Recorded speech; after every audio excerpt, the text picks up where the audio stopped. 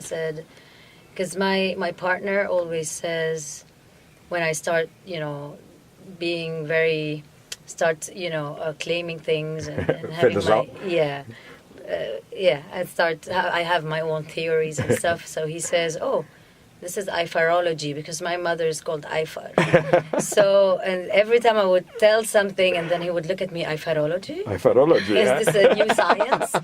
So the new science was Ifarology. Then when we came to name this record, and I said, oh, let's call it Arabology, and this is how it was. And of course, that's how I heard of the name Arabology. I stole it from you, Yasmine Hamdan. No. And here you are at Stanford, actually a guest on your own show, on the Arabology show. We should mention, Yasmine, that your partner that you just mentioned is the one and only Ilyas Leman, the famed and critically acclaimed Palestinian director. Yes. How is he doing? He's great. He's a wonderful person. You guys have known each other for quite a while. Yeah, for more than 12 years now. And I'm really very lucky to have met him. He's a very inspiring and very loving, very funny, very intelligent, very stimulating presence in my life. And is there some kind of artistic collaboration between you two that you'd like to mention, specifically the new video we love so much? Yeah, we've been collaborating on and off. We talk a lot, we exchange a lot of ideas. I worked on the music of his the last movie he did, The Timer That Remains. And right. He's, it's always been like that together. But yeah, lately he shot 2 of my video clips, and the last one was Balad, and we shot it in Beirut. And it's a really beautiful and wonderfully shot video, and it's kind of political, but with a lot of humor. And we had so much fun doing it. So yeah, we're always doing things together. Yeah, and we should mention that this video, Balad, was actually shot on location in Beirut. Yeah. 2 quick questions. One, did Ilyas Aliya actually have a cameo in the video? He has a fantasy. He used to be a drummer when he was like 13 years old for maybe 6 months. And he's always joking about it. Like he says, you don't want me to be your drummer tonight? And, he's like, I want to be the guest drummer on your next tour, and we're always making fun of it. So he made this really funny appearance right. in the ambulance where he's playing like with one hand a drum. And he's bandaged up, the poor guy. Yeah, exactly. So those are the little known secrets about the video, that the director actually appears as a cameo in your video. He also appeared in the one we shot before in the elevator. And we shot one for the song La Badin. That's right. Yeah, and I'm entering a really tiny elevator, and I'm in the middle with 2 men, stuck with 2 men, but I'm kind of violating them, like making place for myself. Right. And he's very powerful, by the way, making a place for a woman in an all-male elevator. Of course.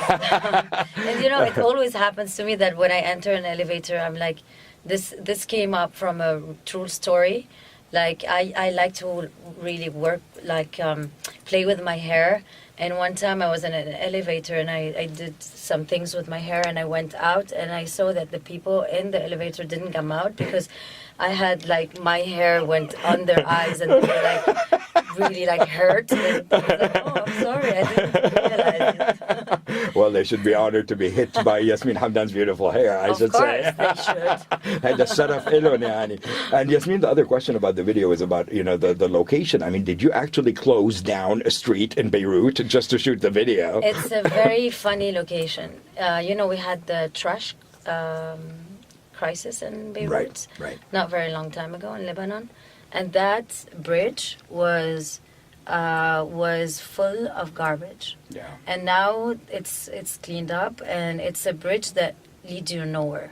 Oh yeah, and we find that out at the end of the video, nowhere. right? It's like you have the sea in front and it goes nowhere. Right. And so it was the perfect location.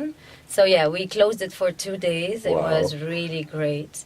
It was such an amazing experience. It was so much fun, and you had so many people. It was a huge set. So many people on the set, etc. It was really great. And then you have the other locations, because I take over the TV station. Oh yeah, she takes and over the network. I take over everything. Yeah, and we notice the announcer gets up from her chair and is resenting this takeover because it's a takeover by the people, isn't it? By the citizens. Somehow, by yeah. the tell us about that a little bit, Yasmine, if you don't mind. Yeah, I mean, and at the end, I take over the parliament, which was all the, right. it was my fantasy. I love that scene. It was the man parliament, and I'm like taking over the parliament. But yeah, the reason, I mean, this song in particular, this new record that I released in March 2017, and actually it was released in the US by IPCAC, by the label IPCAC in the US. This song was very much inspired. I have many subjects, I mean, things that really got me right songs, and one of them was conversations that I had with taxi drivers in Beirut. Right. Because I don't live there, but I go there often, and I don't drive because I was, everybody's has advised me not to because I drive a little bit like an hysteric, crazy person. You know, my father taught me how to drive. It's like never stop. Yeah. There's a Continue. stop sign. It doesn't mean you stop. You keep don't- going. You should never stop. Yeah.